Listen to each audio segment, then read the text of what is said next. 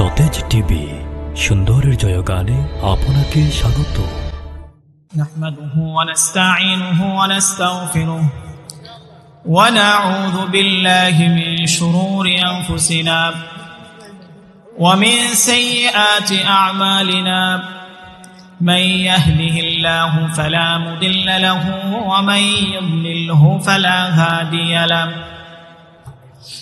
ونشهد أن لا إله إلا الله لا إله إلا الله لا محبوب إلا الله لا مقصود إلا الله لا مسجود إلا الله لا مشهود إلا الله لا معبود إلا الله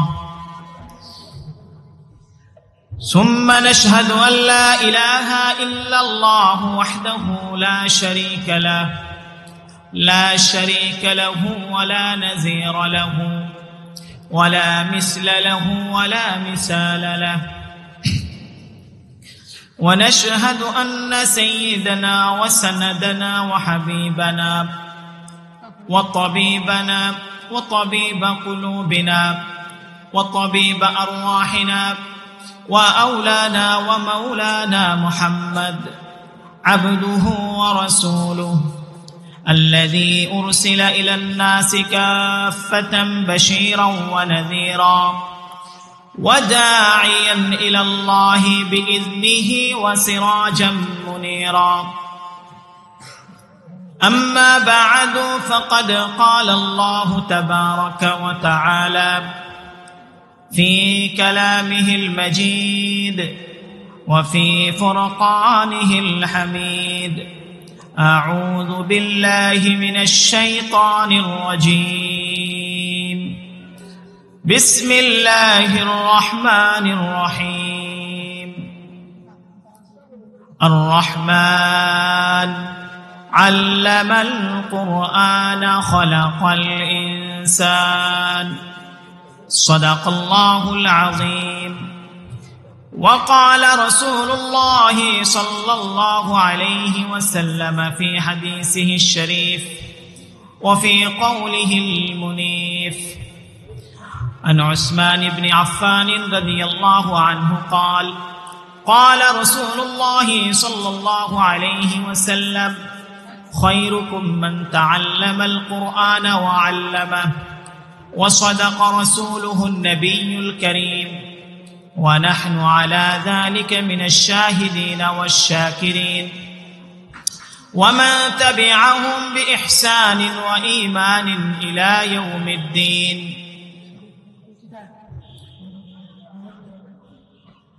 صلى الله على سيدنا ومولانا محمد وعلى آله وأصحابه وسلم صلى الله على سيدنا ومولانا محمد وعلى آله وأصحابه وسلم আল্লাহ তাবারাকা ওয়া তাআলা আমাদেরকে যেই পরিমাণ নিয়ামত দিয়েছেন, পৃথিবীর সকল মানুষ যদি একত্রিত হয় এবং পূর্বে যত মানুষ গত হয়েছে সবাই যদি একত্রিত হয় এবং সামনে যত মানুষ আসবে সবাই যদি একত্রিত হয়, তাহলে আল্লাহ তাবারাকা ওয়া তাআলার একদিনের নিয়ামত আদায় করাও, নিয়ামতের শুকরিয়া আদায় করা আমাদের পক্ষে কখনোই সম্ভব নয়। এর মানে কি আমরা শুকরিয়া আদায় করব না? আল্লাহ তাবারাকা ওয়া তাআলা আমাদেরকে সংক্ষিপ্ত একটি কথা শিখিয়ে দিয়েছেন, যেই কথা বলার দ্বারা আল্লাহর সারা জিন্দেগির আমাদের শুকরিয়াগুলো আদায়ের পর্যায়ে চলে যায়। সেই শব্দটি হলো আলহামদুলিল্লাহ। যেই কথার মাধ্যমে আল্লাহ তাবারাকা ওয়া তাআলা কুরআনুল কারীমের সূচনা করেছেন, এবং এই কথা বলার দ্বারা শুধু শুকরিয়া আদায় হবে না, আল্লাহ তাবারাকা ওয়া তাআলা আমাদের আমলনামার মধ্যে অনেকগুলো নেকিও দিয়ে দিবেন। আল্লাহ কুরআনুল কারীম এর ফজিলত সম্পর্কে যে কয়েকটি বর্ণনা রাসূলুল্লাহ সাল্লাল্লাহু আলাইহি ওয়াসাল্লাম দিয়েছেন, তন্মধ্যে একটি বর্ণনা হলো, কেউ যদি কুরআনুল কারীমের একটি আয়াত উচ্চারণ করে তাহলেও সে সওয়াব পাবে, এমনকি কেউ যদি একটি শব্দ উচ্চারণ করে তাও সওয়াব পাবে, এমনকি কেউ যদি একটি অক্ষর উচ্চারণ করে এখানেও সওয়াব পাবে। কুরআনুল কারীমের তেলাওয়াত যদি কেউ করে, হরফ একটি হরফ উচ্চারণ করলেও আল্লাহ তাবারাকা ওয়া তাআলা 10টি নেকি দান করেন। তাহলে আমরা যদি আলহামদুলিল্লাহ আল্লাহর প্রশংসা আদায় করি, এর মধ্য থেকে আমরা কতটি শব্দ পেলাম? আলিফ পেলাম, লাম, হা, মিম, দাল। কতটি শব্দ? 6 থেকে 7টি শব্দ আল্লাহ তাবারাকা ওয়া তাআলা। তাহলে চিন্তা করেন এই শব্দগুলো উচ্চারণ করলে আমরা কতটি নেকি লাভ করতে পারব।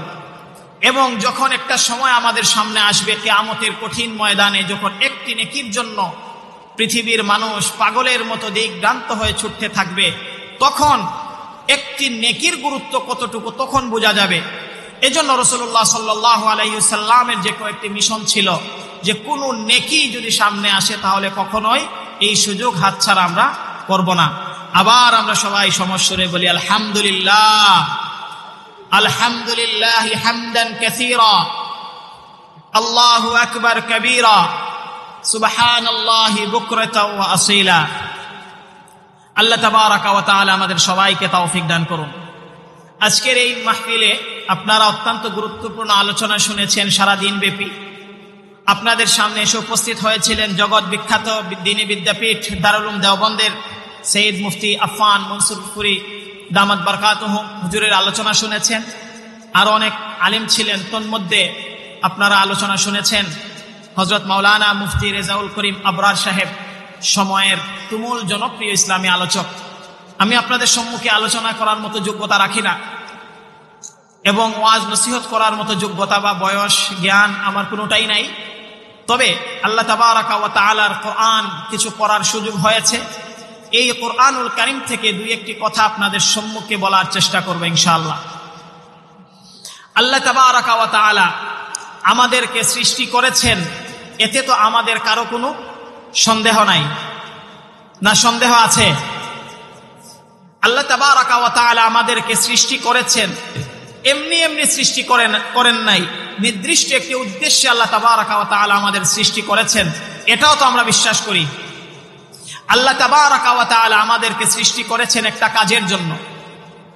সেই কাজটি হলো কি?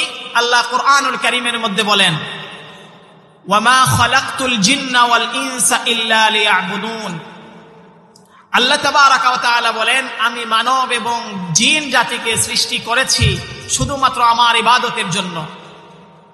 এবং আল্লাহ তাবারাকা ওয়া তাআলার এই ইবাদত সহজ সাবলীলভাবে পালন করতে আল্লাহ তাবারাকা ওয়া তাআলা মানব জাতিকে কিছু উপহার উপটৌকন দিয়েছেন। এবং মানুষের লাস্ট ডেস্টিনেশন, যেটা শেষ গন্তব্যস্থল এবং চূড়ান্ত সফলতা পাওয়ার জন্য আল্লাহ তাবারাকা ওয়া তাআলা মানব জাতিকে কিছু উপাদান দিয়েছেন। তন্মধ্যে একটি উপাদান হলো আমাদের সবার প্রিয় কোরআনুল কারীম। আমরা এখানে কোরআনুল কারীম চিনি না এমন কোনো মানুষ আছি? নাই।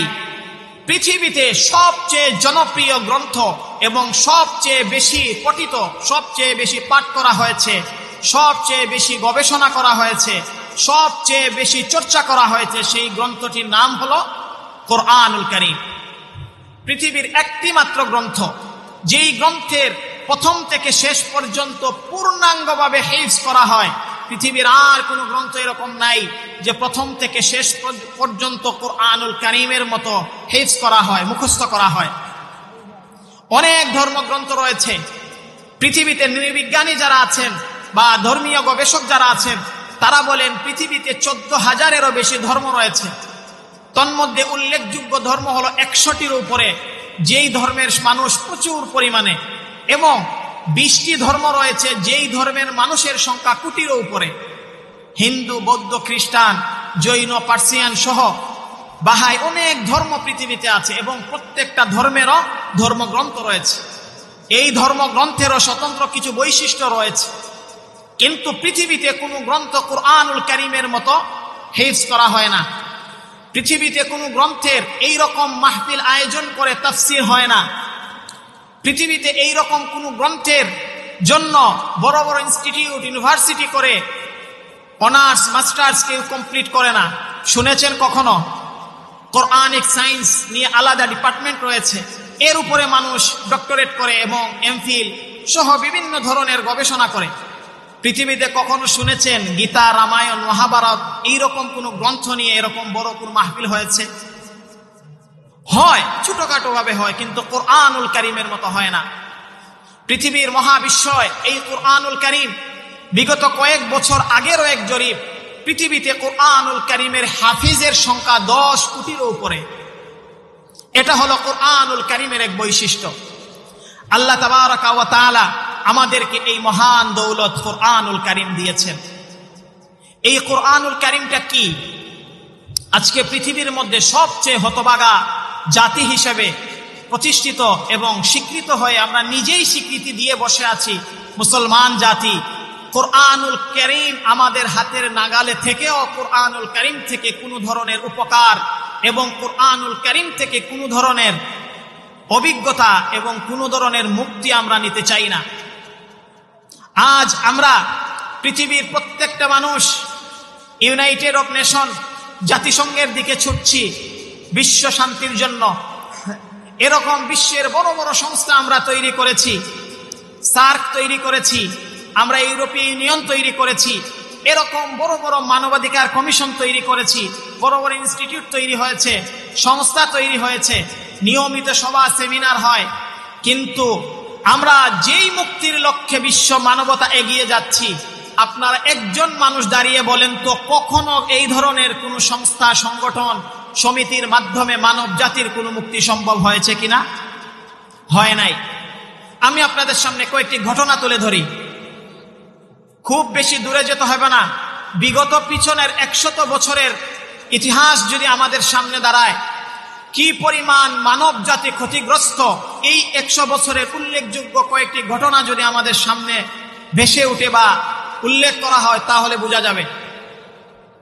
ঘটনাগুলোর মধ্যে একটি ঘটনা হলো 1914 সালে গোটা পৃথিবীব্যাপী একটি বিশ্বযুদ্ধ শুরু হয়েছিল। আপনারা অনেকেই জানেন, এটাকে বলা হয় ফার্স্ট ওয়ার, প্রথম বিশ্বযুদ্ধ। এই প্রথম বিশ্বযুদ্ধে পৃথিবীর কি পরিমাণ মানুষ নিহত হয়েছে এবং পৃথিবীর কি পরিমাণ ক্ষতি হয়েছে সেগুলো আজ পর্যন্ত গবেষণা করে সমাপ্ত করা সম্ভব হয় নাই। এরপরে শেষ নয়, এর কয়েক বছর পর 1941 সালে আবার শুরু হয় দ্বিতীয় বিশ্বযুদ্ধ। এই দ্বিতীয় বিশ্বযুদ্ধের ক্ষতি আজ পর্যন্ত পৃথিবী তো শুধরাবে দূরের কথা, আরো কয়েক হাজার বছরও যদি চলে যায় তাহলে এই দ্বিতীয় বিশ্বযুদ্ধের ক্ষতি পুষিয়ে ওঠা সম্ভব নয়। এই দ্বিতীয় বিশ্বযুদ্ধের সময় জাপানের হিরোশিমা এবং নাগাসাকিতে 2টি বিরাট অ্যাটম ব্লাস্ট হয়েছিল। আজ পর্যন্ত ওই জায়গায় মানব বসবাসের জন্য উপযোগী নয়। ওই জায়গার শিশুরা এখনো বিকলাঙ্গ এবং বিভিন্নভাবে ক্ষতিগ্রস্ত হয়। এগুলো বিশ্ব মানবতার চোখের সামনে এই ঘটনাগুলো ঘটেছে। মানুষ নিহত হয়েছেন কয়েক শত নয়, কয়েক হাজার নয়, কয়েক লক্ষ কোটি মানুষ ওই দ্বিতীয় বিশ্বযুদ্ধের সময় নিহত হয়েছেন। বাংলাদেশের ইতিহাস তখন না খেয়ে বাংলাদেশের মানুষ 10 লক্ষের উপর মানুষ ক্ষুধায় মারা গিয়েছিল।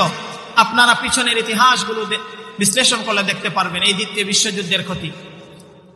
শুধু তাই নয়, এই দ্বিতীয় বিশ্বযুদ্ধ শুধু নয়, এরপর বারবার আমরা দেখেছি।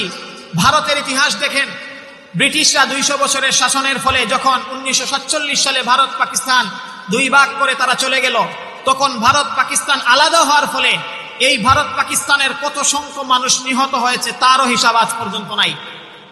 এরপরে বাংলাদেশ পাকিস্তান যুদ্ধের সময় কতজন মানুষ নিহত হয়েছেন এখনো মুরব্বী চাচারা অনেকেই আছেন, তারা দেখেছেন চোখের সামনে নির্যাতনের কি ভয়াবহতা ছিল এবং স্বাধীনতা পরবর্তী সময়ে নির্যাতনের ভয়াবহতা আপনারা দেখেছেন। কত সংখ্যক মানুষ নিহত হয়েছে তারও হিসাব নেই।